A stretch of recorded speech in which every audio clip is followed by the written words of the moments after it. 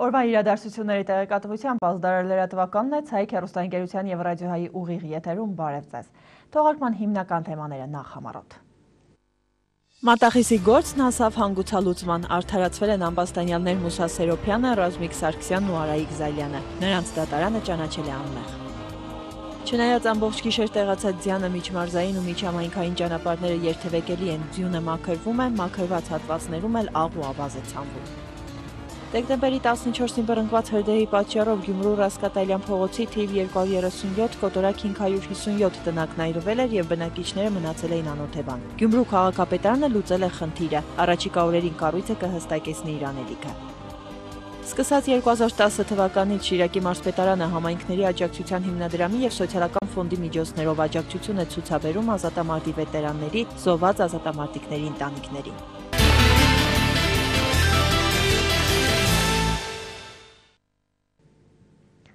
Մատախիսի գործը հասավ հանգուցալուծման, արդարացվել են ամբաստանյալներ Մուսա Սերոփյանը, Ռազմիկ Սարգսյանն ու Արայիկ Զալյանը, նրանց դատարանը ճանաչել է անմեղ։ Հիշեցնեմ, հայտնի այս գործը քննվում է արդեն 9 տարի, դատական նիստին ներկա իրավապաշտպանները նշել են, որ հանցագործությունը դեռ լիովին բացահայտված չէ և իրական մեղավորները ազատության մեջ են։ Նախավերջին դատական նիստի ժամանակ Շիրակի մարզի ընդհանուր իրավասության առաջին ատյանի դատարանի դիմաց մեծ թվով մարդիկ էին խմբվել։ Հասարակական կազմակերպություններ, իրավապաշտպաններ, կոչերը մեկն էր՝ արդարացնել Մատախիսում ծառայազինվորներին, գտնել իրական մեղավորներին։ Վերջին դատական նիստին ընթերցվեց նաև պաշտպանական ճառը՝ իրեղեն ապացույցներով, փաստերով, որոնք միայն արդարացնում էին նախկին զինվորներին։ Դեկտեմբերի 18-ին ընթերցվեց դատավճիռը։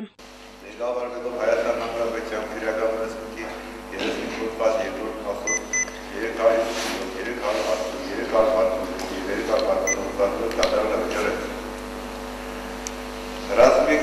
Թորկոմիս Սարգսյանին Հայաստանի Հանրապետության քրեական արտադրության բազի երկրորդ մասի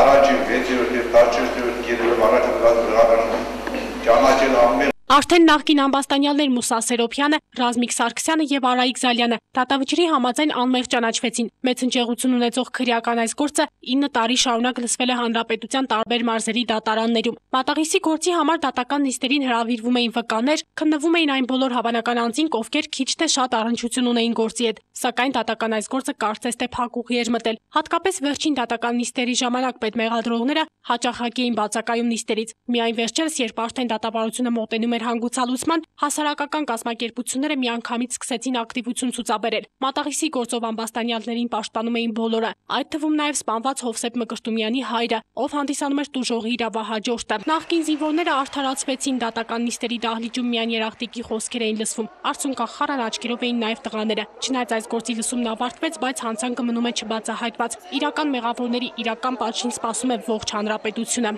Կիմա Երշատյան, Ազդարար։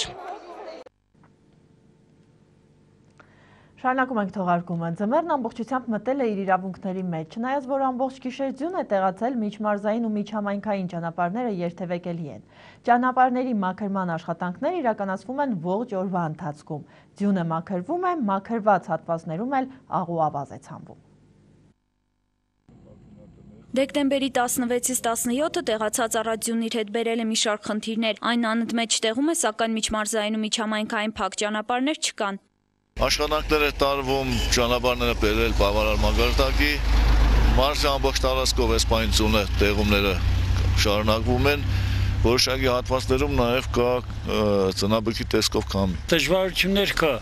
որտեղ մեր գասառույցը շատ է, չեն հասցնեն մարդիկ, անդադ մաքրեն, ստիգեն, որ մեքենաները հեշտությամբ երթևեկեն։ Տեսանելիությունը լավ է։ Տեսանելիությունը շատ քիչ է։ Շատ քիչ է, տեղ կա շատ լավ է, տեղ կա շատ քիչ է։ Վարորդները բողոքում են, քանի որ մերկասառույցն ու վատ տեսանելիությունը նրանց դժվարին դրության մեջ է դնում։ Ճանապարհ դուրս գալը դառնում է վտանգավոր։ Տեսանելիությունը լավ չէ, ծույն է, թիփի է։ Տեսանելիությունը լավ չէ, ուղղակի մաքրողներն է մաքրեն։ Շատ անաճող ճանապարհ է։ Մինչև Լեննագան։ Տեսանելիությունը։ Ոչինչ։ Կարելի է շտալ։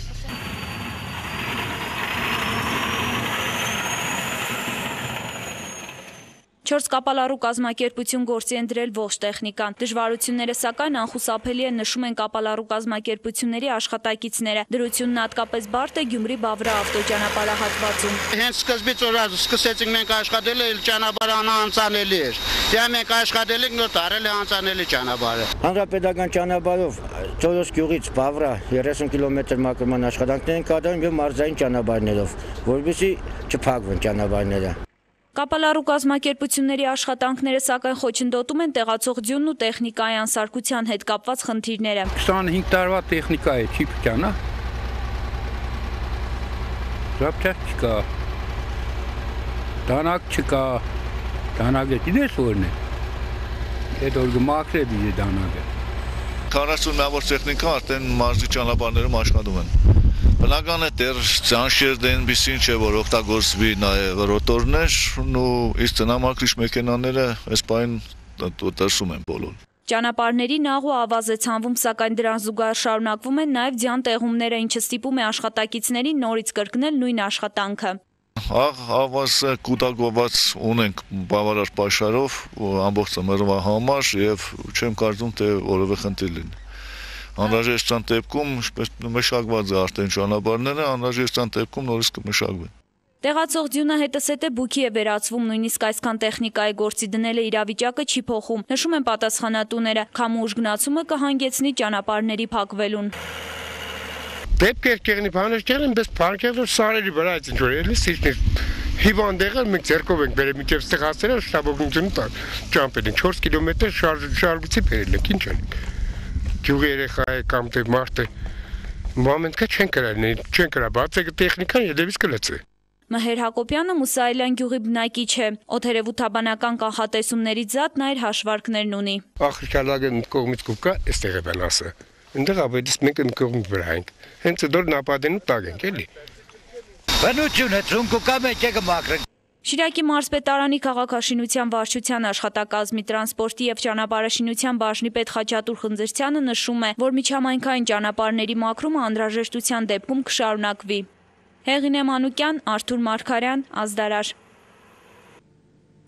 1 գրեյդեր, 1 մայթ մաքրող տրակտոր, 4 հարմարեցված զիլ մագնիշի բեռնատար։ Այս տեխնիկայով Գյումրու քաղաքապետարանի բնակոմունալ տնտեսության եւ շրջակա միջավայրի պահպանության բաժինը լուսաբացից սկսել է մաքրել քաղաքի փողոցները։ Ողջ ձմեռվա ընթացքում փողոցների մաքրման եւ պահպանության համար բաժինը 30 տոննա աղ եւ 600 խորանարդ մետր ավազ է կուտակել։ Դրանից արդեն օգտագործվել է 1 տոննա աղ եւ 50 խորանարդ մետր ավազ։ Բնակոմունալ տնտեսության եւ շրջակա միջավայրի պահպանության բաժնի պետ Կնյազ Մանասյանն ասում է, աղն ու ավազը խնդիր չէ, ինչքան պետք է ձեռք կբերեն։ Դժվարություններ առաջացնողը տեխնիկայի պակասն է։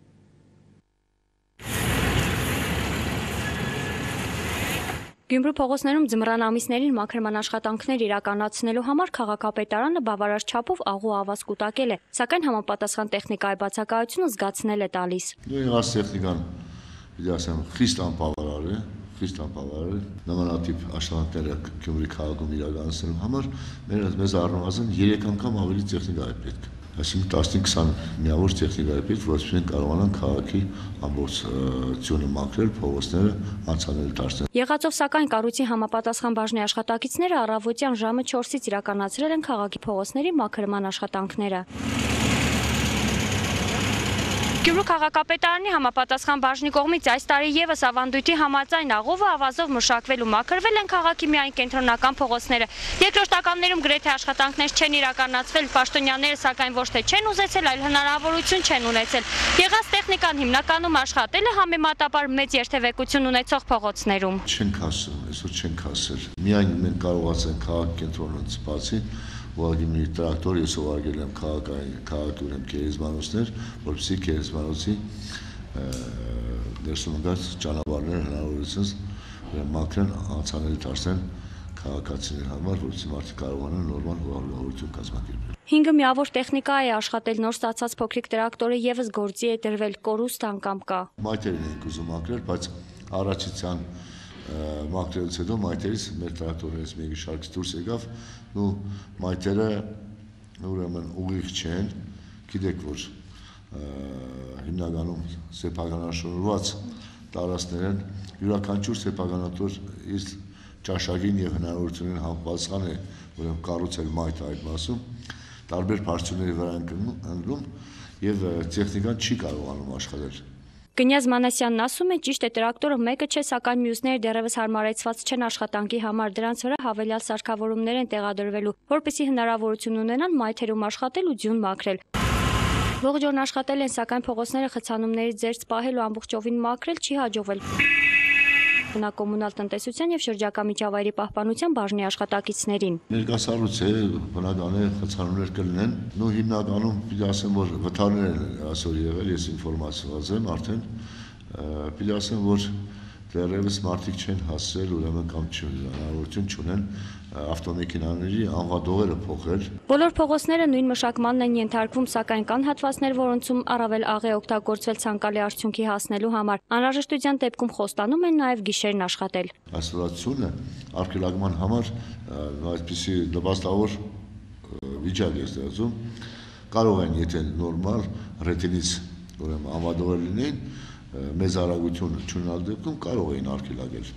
Հիմնական պատճառը դա է, բայց երբևէ ես չեմ արդարացնում, որ քաղաքի փողոցները իդեալական վիճակում են, մարդիկ ուղղակի բան են։ Այս է մեր հնարավորությունը, մենք մաքսիմալ չափով աշխատում ենք, մեր հնարավորությունները օգտագործենք, ու եթե անհրաժեշտություն ունի, նույնիսկ գիշերներ տուն չեն գնալու մեր աշխատողները։ Արմենու Հիմինասյան, Արթուր Մարգարյան, Ազդարար։ Հայաստանի Հանրապետության արտակարգ իրավիճակների նախարարությունը տեղեկացնում է, որ դեկտեմբերի 18-ին ժամը 17-ի դրությամբ բոլոր ավտոճանապարհները հիմնականում անցանելի են։ Դժվար անցանելի են Բերդ-Ճամբարակ, Սևան-Ճամբարակ, Իջևան-Նոյեմբերյան, Գորիս-Կապան, Աշտարակ-Գյումրի, Երևան-Եղվարդ ավտոճանապարհները, ինչպես նաև Վանաձոր-Ալավերդի ավտոճանապարհի Սատանի կամուրջ կոչվող հատվածը։ Ուժեղ ձնաբքի եւ վատ տեսանելիության պատճառով Սելիմի լեռնանցքը ժամանակավորապես փակ է։ Որոշ ճանապարհատվածներում տեղ-տեղ առկա է մերկասառույց։ Կատարվում են ճանապարհների մաքրման եւ մշակման աշխատանքներ։ Վրաստանի ներքին գործերի նախարարության արտակարգ իրավիճակների դեպարտամենտից ստացված տեղեկատվության համաձայն Ստեփանձմինդա-Լարս ավտոճանապարհը փակ է։ Արտակարգ իրավիճակների նախարարության սեյսմիկ ծառայությունը Ճապոնիայի կառավարության ֆինանսավորմամբ եւ այսիական աղետների նվազեցման կենտրոնի հետ համատեղ իրականացնում է Երևանի եւ Գյումրու քաղաքացիներին սեյսմիկ պաշտպանության վարքականոնների ուսուցում եւ վարժանքներ ծրագիրը, որի շրջանակներում Գյումրու թիվ 11 դպրոցում իրականացվել է տարհանում։ Միջոցառմանը ներկա են գտնվել համապատասխան մասնագետներ Ճապոնիայից։ Նպատակը ուսուցումը եւ փորձի փոխանակումն է եղել։ Գյումրու 42 դպրոցից որպես թիրախային ընտրվել է 5-ը։ Թիվ 11 դպրոցի ընտրությունը պատահական չի եղել, այն իր մեծությամբ եւ աշակերտների թվով երկրորդն է քաղաքում։ Պատասխանատուները կարևորել են տարհանման ճիշտ կազմակերպման կարևորությունը, շեշտելով, որ նմանատիպ երևույթների ժամանակ ամբողջ պատասխանատվությունը ընկնում է դպրոցի տնօրենների, ուսուցիչների եւ զինղեկի վրա։ Նրանք պետք է առավելագույն կերպով զգոն լինեն։ Ճապոնիայի մասնագետներից շատ բան ունենք սովորելու, նշել են պատասխանատուները։ Նախապատրաստում ենք անցկացնել Երևան եւ Գյումրի քաղաքների բոլոր դպրոցներում միաժամանակյա տարհանում,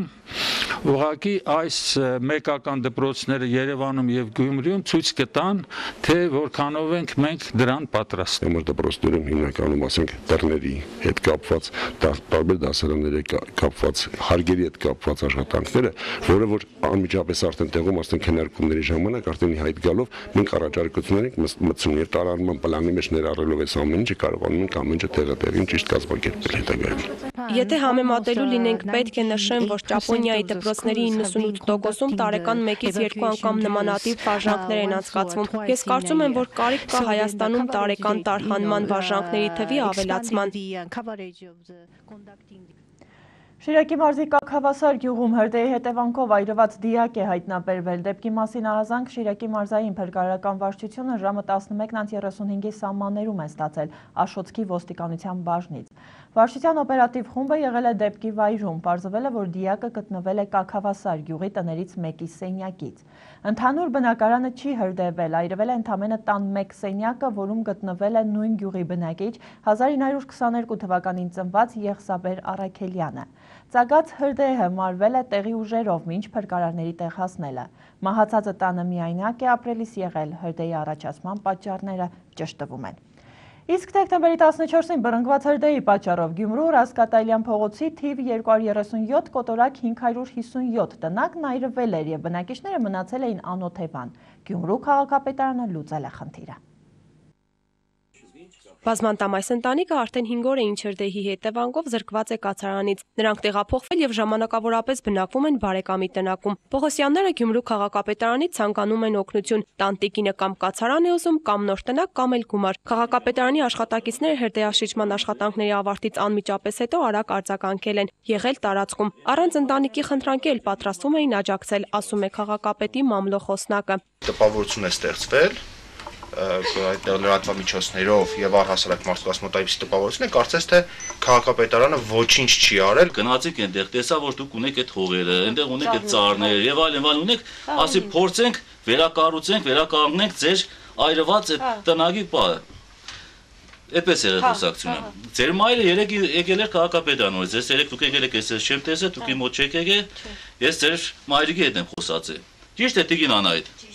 Գյումրու քաղաքապետարանը ստեղծված խնդրին փորձում է լուծում տալ հաշվի առնելով տուժածների կարծիքը։ Ընտանիքը քաղաքապետին դիմում ներկայացրել է դեկտեմբերի 17-ին եւ խնդրել աջակցություն։ Դիմումը տվել ենք,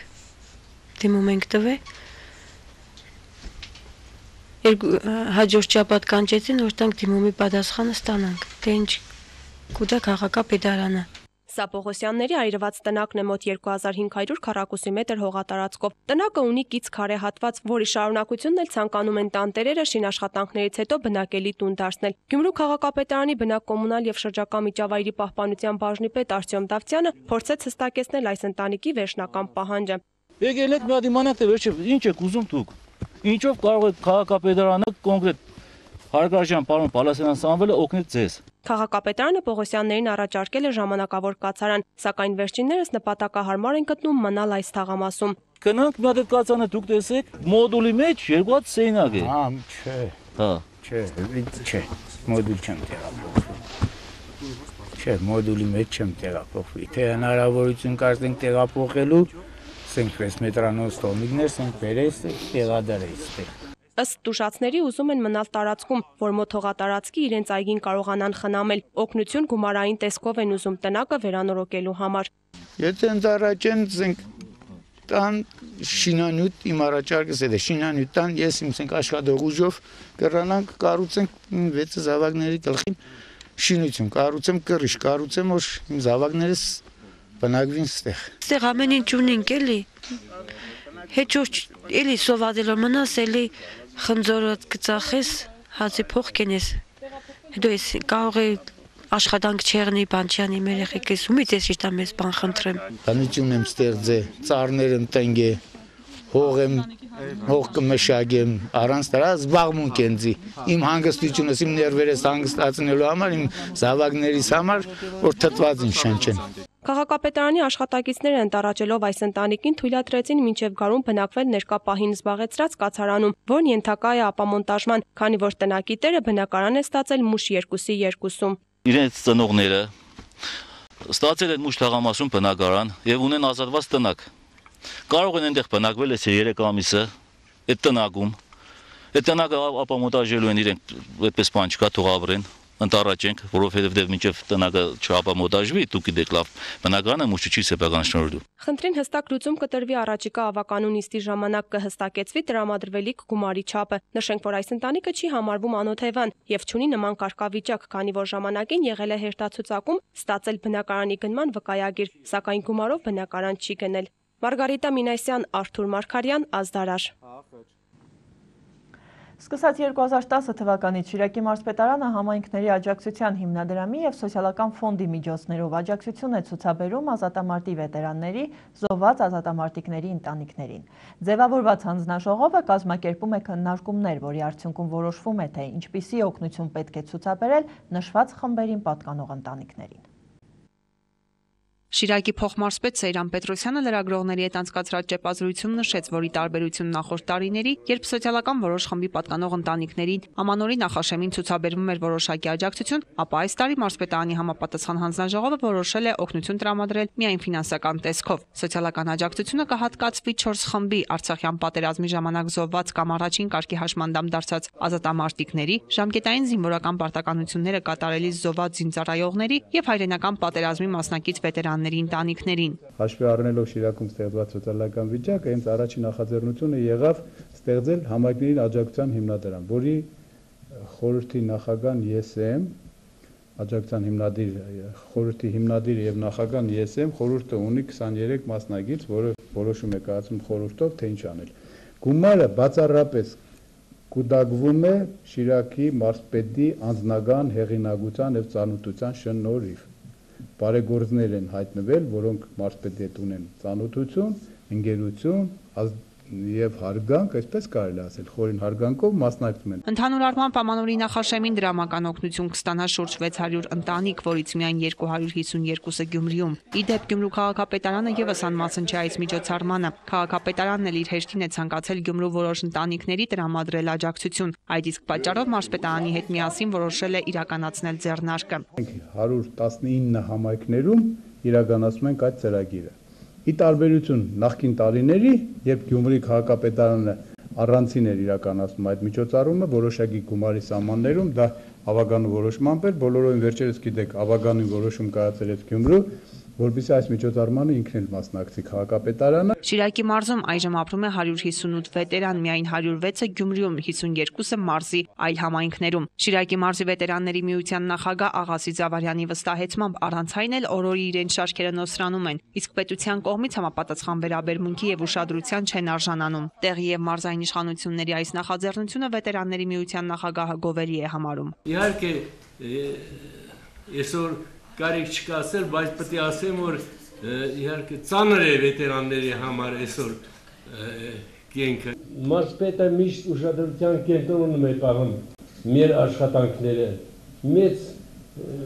օգնություն է ցուցաբերում հատկապես մեր վետերաններին, որ կարողանան գոյատևել։ Երկրորդ համաշխարհային պատերազմի մասնակից Հրաչյա Ավագյանն էլ սրտի ցավով է նշում, որ հայրենականին մասնակից իր ընկերներից շատերը հրաժեշտ են տվել կյանքին ու իրենց համար մեծ պատիվ է մարզային ու տեղի իշխանությունների կողմից ուշադրության արժանանալը։ Հայաստանի Հանրապետության Շիրակի մարզպետը պարոն Աշոտ Գիզիրյանը եւ Գյումրու քաղաքապետ Սամվել Պալասանյանը համատեղ որոշում են կայացրել հայրենական մեծ պատերազմի վետերաններին հանձինս ձեզ նոր տարվա կապակցությամբ հայտնել իրենց շնորհավորանքները եւ ցուցաբերել դրամական օգնություն։ Շնորհավորում ենք ձեր գալիք նոր տարին։ Ինչ էլ որ մնացել ենք, շատ քիչ ենք մնացել, բայց մեր ելույթները դպրոցներում, ինստիտուտներում մեծ հայրենասիրական աշխատանք է։ Մարզպետարանի կողմից ակցիան կշարունակվի, դրամական օգնություն կստանան նաև վերնշված մյուս 3 խմբերի ներկայացուցիչ ընտանիքները։ Ալա Բաղդասարյան, Արա Գյուրեղյան, Ազդարար։ Պետական տեխնիկական քոլեջը, Հայաստանի պատանեկան նվաճումներ կազմակերպության Լոկոմոտիվ ընկերությունը, Եվրոպական քոլեջն ու մի քանի դպրոցների աշակերտներ եւ ուսանողներ իրականացրել են պայքար աղքատության դեմ ծրագիրը։ Այն կյանքի է կոչվել ոչ թե դոնոր կազմակերպությունների օժանդակությամբ, այլ ուսանողների եւ դասախոսների անմիջական ներդրումներով։ Հավաքագրված գումարը սննդի եւ հագուստի տեսքով հանձնվել է բազմազավակ մեկ ընտանիքի։ Երբ որ առաջին անգամ ես հայտնեցի ուսանողներին, մենք ունենք ուսանողական ընկերություն, ընկերությունը կազմված է 15 հոգուց, 15 հոգուց 5-ը նախագահական կազմում են, որը նախագահական կազմի երեխաներն էլ, այլ ճիշտ ուսանողներն էլ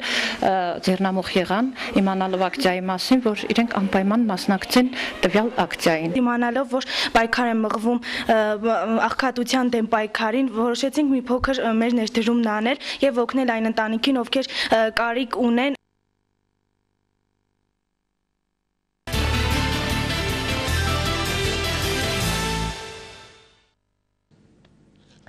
Հայաստանի Հանրապետության ազգային ժողովը 66 կողմ, 28 դեմ եւ 1 ձեռնպատ ձայների հարաբերակցությամբ առաջին ընթերցմամբ ընդունել է ազգային ժողովի կանոնակարգ օրենքում փոփոխություն կատարելու մասին օրինագիծը։ Դրանով փոխվում է ազգային ժողովի էթիկայի հանձնաժողովի ձևավորման կարգը, ինչը 3 բուռն քննարկումների էր արժանացել։ Հարցը ներկայացնող Հանրապետական կուսակցության անդամ Արփինե Հովհաննիսյանը ասել է, որ ներկայում ընթանում են քննարկումներ Բարգավաճ Հայաստան կուսակցության հետ համաձայնության եզրեր գտնելու համար։ ԲՀԿ-ից Ստեփան Մարգարյանը հայտարարել է, որ իրոք ընթանում են բանակցություններ ու եթե համաձայնություններ լինեն, երկրորդ ընթերցման ժամանակ ԲՀԿ-ն կփոխի իր վերաբերմունքը, իսկ առաջին ընթերցմամբ դեմ է քվեարկելու։ Նշենք, որ գործող օրենքով էթիկայի հանձնաժողովը ձևավորվում է ըստ ազգային ժողովում ներկայացված քաղաքական խմբակցությունների թվի, ինչի շնորհիվ ընդդիմադիր կուսակցությունները մեծամասնություն են ստացել։ Արփինե Հովհաննիսյանի եւ Դավիթ Հարությունյանի օրենսդրական նախաձեռնությունը սահմանում է, որ էթիկայի հանձնաժողովը պետք է ձևավորվի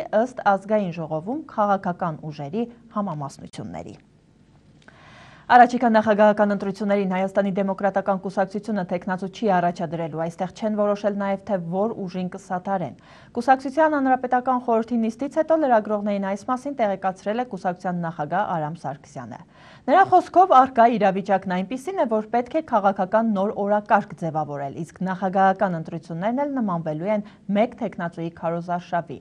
Նա անդրադարձել է նաև ԲՀԿ առաջնորդի որոշմանը եւ նշել, որ քաղաքական պայքարում պետք է լինեն քաղաքական դեմքեր, գաղափարական մարդիկ, ովքեր իրենց հետ ծրագիր են բերում։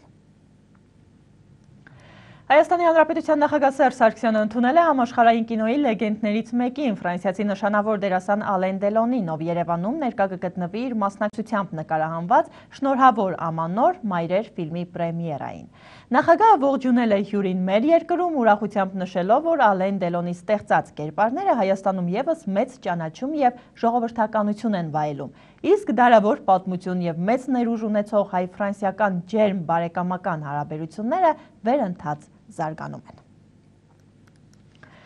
Անդրադառնանք միջազգային լրահոսին։ Իսպանիայի մայրաքաղաքում եւ հարակից շրջաններում բժիշկների գործադուլի առաջին շաբաթում կասեցվել է 3934 վիրահատություն։ Մադրիդցի բժիշկներն արդեն 3 շաբաթ շարունակում են գործադուլը կապված առողջապահության հարցերով խորհրդի միջոցների խնայողության առաջարկների հետ։ Այդ ամենից տուժում են միայն հիվանդները, ովքեր ստիպված են հետաձգել վիրահատությունները։ Այդ ընթացքում փորձագետները նախազգուշացնում են, որ եթե շտապ քայլեր չձեռնարկվեն, ապա ողջ առողջապահական համակարգը կհայտնվի կաթվածահար վիճակում։ Սիրիայի ազատ բանակը ընդդիմադիր խմբավորումը մի քանի օր տևած մարտերից հետո գրավել է Դամասկոսի հարավում տեղակայված պաղեստինցիների Յարմուկ ճամբարը։ Ըստ որոշ գործակալությունների փախստականները, որոնք աջակցել են Սիրիայի կառավարական զորքերին, փախել են ճամբարից։ Պաղեստինցի փախստականների մի մասը աջակցում է ապստամբներին, իսկ մյուս մասը կառավարական զորքերին։ Հետևեք միջազգային լրահոսին նաև համառոտ։ Հարավային Կորեայի նախագահի տեխնացուները ավարտում են իրենց նախընտրական քարոզարշավը։ Նախագահական պաշտոնի համար պայքարում է երկրի նախկին ղեկավարի դուստր Չոն Խին։ Եթե նա հաղթի ընտրություններում, ապա կդառնա Հարավային Կորեայի առաջին կին նախագահը։ Նրա մրցակիցը Մուն Ջեինն է ընդդիմադիր Միացյալ դեմոկրատական կուսակցությունից։ Նա իրավաբան է, ով զբաղվել է մարդու իրավունքների պաշտպանությամբ։ Համաձայն որոշ հարցումների հասարակական կարծիքը կիսվում է երկու տեխնացուների միջև եւ նրանց տարբերությունը կազմում է 0.5%։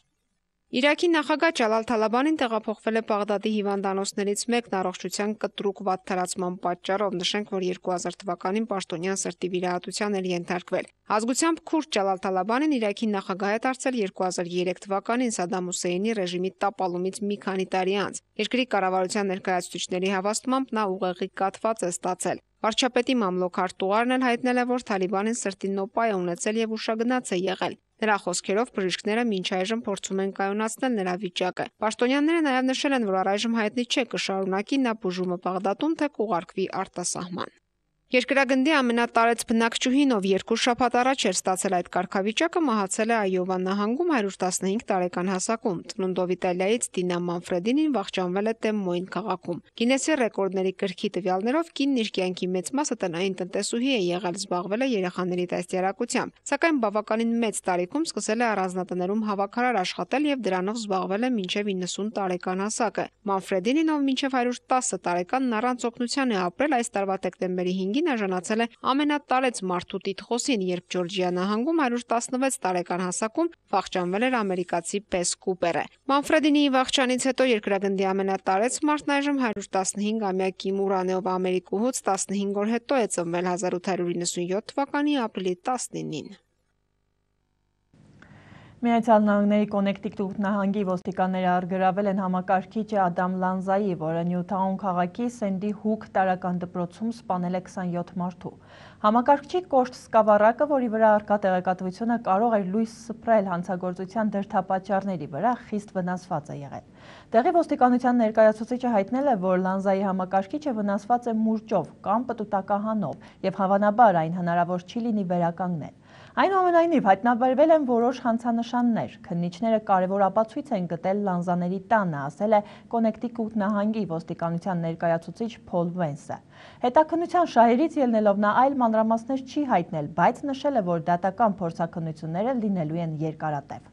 Նյու Յորքի քաղաքապետ Մայքլ Բլումբերգը Միացյալ Նահանգների իշխանություններին կոչ է արել լրջորեն զբաղվել բռնության և հրազենի օգտագործման խնդրով։ Սա ազգային համաճարակ է և ազգային ողբերգություն, որն ավելին է պահանջում, քան միայն խոսքերը, ասել է նա։